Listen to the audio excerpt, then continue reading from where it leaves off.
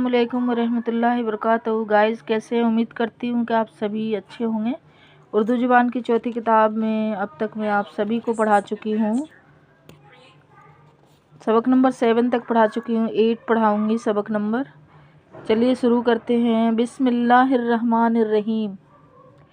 सबक है एक पौधा और घास। इत्तेफाकन एक पौधा और घास बाग में दोनों खड़े हैं पास पास।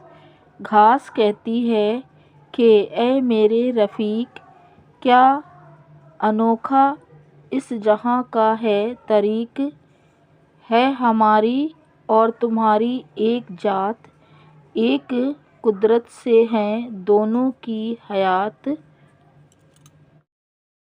मिट्टी और पानी, हवा और रोशनी, वास्ते दोनों के एक सा है बनी। तुझ पे लेकिन है इनायत की नज़र, फेंक देते हैं मुझे जड़ खोद कर। कौन देता है मुझे यहाँ फैलने, खा लिया घोड़े गधे या बैल ने। तुझ पे मुँह डाले जो कोई जानवर, उसकी ली जाती है डंडे से खबर। और पाले से बचाते हैं तुझे, क्या ही इज्जत से बढ़ाते हैं तुझे। चाहते हैं तुझको सब, करते हैं प्यार। कुछ पता उसका बता ए दोस्तदार।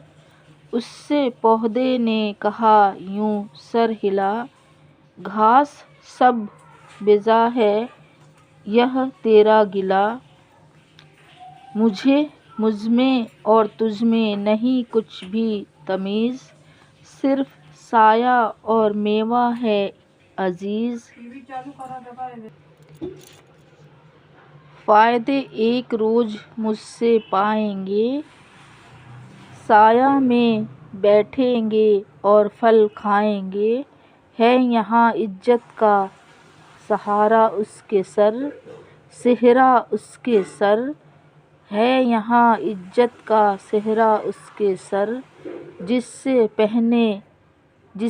पहुँचे नफ़ा सबको बेशतर। अब हम ये वाक़या के मायने पढ़ेंगे, हरूफ के मायने पढ़ेंगे। एक पौधा और घास सबक का हरूफ है इत्तेफाकन अचानक, तरीक़ ढंग, हयात ज़िंदगी, तमीज़ सलीका, अज़ीज़ प्यारा, बेशतर ज़्यादातर।